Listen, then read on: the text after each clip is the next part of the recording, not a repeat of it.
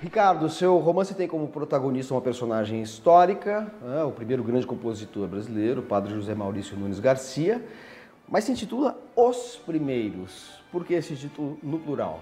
Os Primeiros refere-se a uma geração de artistas absolutamente geniais. Eu acho que eles são os primeiros grandes artistas brasileiros, né? Eu acho que são eles que inventam o Brasil. O Brasil é uma invenção deles. Nessa geração, além do José Maurício, a gente tem, nas artes plásticas, por exemplo, Aleijadinho, né? Na arquitetura, na escultura. A gente tem Mestre Valentim, o sujeito que mudou a face do Rio de Janeiro, né? A gente tem Mestre Ataíde, que foi o grande pintor parceiro de Aleijadinho, que pintou aquele deslumbrante teto da igreja de São Francisco em Ouro Preto. Na literatura, a geração de Tomás Antônio Gonzaga, Cláudio Manuel da Costa e Silva Varenga. A música do José Maurício é uma música de transição. E eu acho que esse fenômeno é da geração dele. Por isso é que eu digo que eles são os criadores do Brasil. No meu entendimento, eles são, se a gente não se restringir às características estilísticas da palavra, eu acho que eles são todos barrocos. No sentido de que eles são, tal qual o barroco em qualquer parte do mundo, eles são excêntricos. No sentido de que eles estão fora do centro. Eles têm uma formação mais ou menos precária, por alguns mestres que vieram, na hora que começou a circular muito dinheiro por causa das minas, vieram uns padres, mestres, ensinar uns ofícios, porque os portugueses tinham vindo fazer América, fazer fortuna. Não queriam fazer música, não queriam esculpir, talhar, pintar. Eles aprendem o ofício, alguma coisa do ofício, depois vão se desenvolvendo na troca de experiência entre eles e criam uma arte completamente original. O José Maurício é isso. Ele tem uma formação com o Padre João, que era o mestre de capela do Rio de Janeiro, só que isso gera para ele uma oportunidade de se envolver, de desenvolver muito trabalho e ir aprendendo muito consigo mesmo, até o momento em que ele começa a ter notícias muito vagas, porque era muito fechado, mas principalmente com a vinda da corte para o Rio de Janeiro, quando Dom João chega em 1808, traz alguns músicos que ele começa a dirigir, porque ele já era, então, o mestre de capela do Rio de Janeiro, ele começa a ter notícias de algumas coisas que estão acontecendo na Europa, que é, como você disse, o surgimento do classicismo. Está começando a aparecer. Haydn, Mozart estão começando a aparecer. E ele, José Maurício, com a ajuda de um comerciante e flautista francês, faz contrabando de partitura. Eles importam clandestinamente partitura desses músicos e ele se debruça e vai estudar o classicismo. Então, ele é um cara que resulta dessa tradição barroca, mas ele se lança a coisa mais moderna que há no mundo naquele momento, o grande experimento musical daquele momento da história, que é o classicismo ainda muito inicial.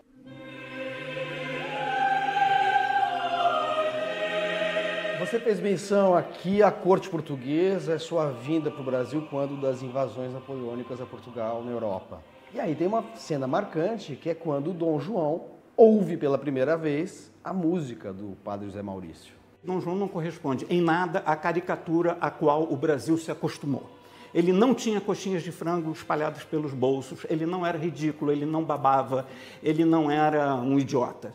Ele era um homem culturalmente, artisticamente, muito bem formado e um apaixonado por música, o que faz parte da tradição da Casa de Bragança. E ele foi o grande protetor de um famoso músico português na época, chamado Marcos Portugal. Então, quando Dom João chega ao Brasil, ele chega por Salvador, para em Salvador alguns dias, depois desembarca no Rio de Janeiro, uma festa na cidade, uma cidadezinha colonial pequena, e ele segue com a comitiva e tal, para celebrar o Te Deum, quer dizer, a grande oração de agradecimento pelo sucesso da travessia, por ter chegado vivo, todos vivos no Rio de Janeiro. Esse cortejo caminha pela cidade do Rio de Janeiro, entra na Igreja do Rosário, que era a sé da Igreja do Rio de Janeiro, era a catedral, vamos dizer, do Rio de Janeiro na época, só que era a igreja do povo negro.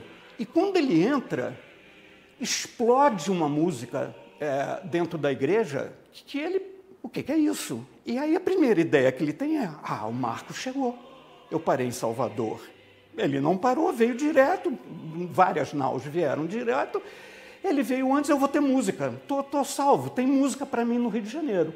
Ele vai, cumpre todo o ritual, assiste o Te Deum, completamente encantado com aquela música. Quando ele se vira para sair, ele olha para o coro e ele vê uma cena impossível. Ele vê um homem magro, alto, de batina, regendo aquela música, e esse homem é negro. Ter um negro ali fazendo aquela música era absolutamente impossível. Quando ele se candidata a se formar como padre, há um processo, que é um chamado processo de gênero, que a igreja move, sempre que alguém se candidata, para saber as origens dessa pessoa. Por que a igreja quer saber disso? Porque essa pessoa não pode ter sangue de judeus e não pode ter o defeito de cor, quer dizer, ele não pode ter sangue negro em suas veias. Quando corre o processo de gênero sobre José Maurício e investiga toda a sua árvore genealógica, está claro que ele tem sangue negro, ele é um mulato, ele é neto de duas mulheres negras escravizadas. Como é que ele supera isso? Ele era um homem intelectualmente sofisticado. É muito comum na história da música a gente encontrar gênios musicais que eram pessoas de uma cultura geral precaríssima, para ser muito gentil. No caso dele, não. Ele tinha estudado retórica com o Silva Alvarenga, ele dominava 3 ou 4 idiomas, isso ali pelos 19, 20 anos, né? Além de ser já um músico extraordinário. Então, ele apresenta um argumento retórico, que é dele, é de autoria dele.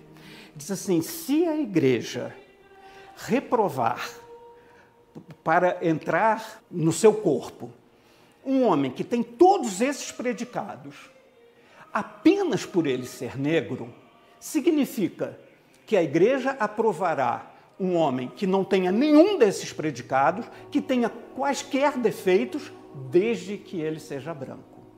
Então a igreja precisa, nesse momento, fazer uma escolha. E esse argumento dele vence. Ele é aceito por um argumento intelectual.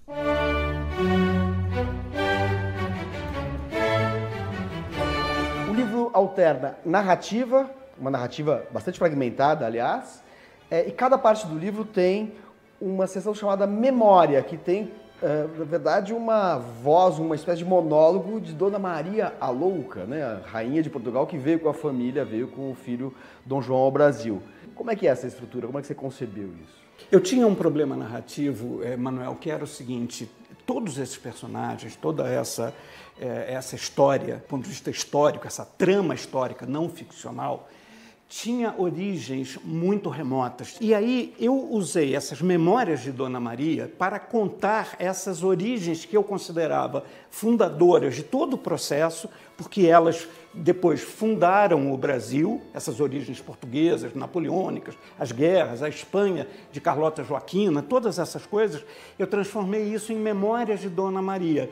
Então eu consegui, com esse truque, com esse artifício, recuperar todos esses elementos históricos de forma sucinta e tentando uma voz poética para essas memórias. E eu uso a palavra memórias por uma razão musical, quer dizer, eu passei a vida defendendo que a música é a arte da memória. Nossa fundadora é Mnemosine, que sabia tudo que foi, tudo que é, tudo que será. A memória não é uma lembrança, uma recordação do passado, mas um entendimento do tempo. E eu acho que a doença da Dona Maria I deu a ela esse poder de ser uma Mnemosine portuguesa que lembra tudo, que sabe tudo.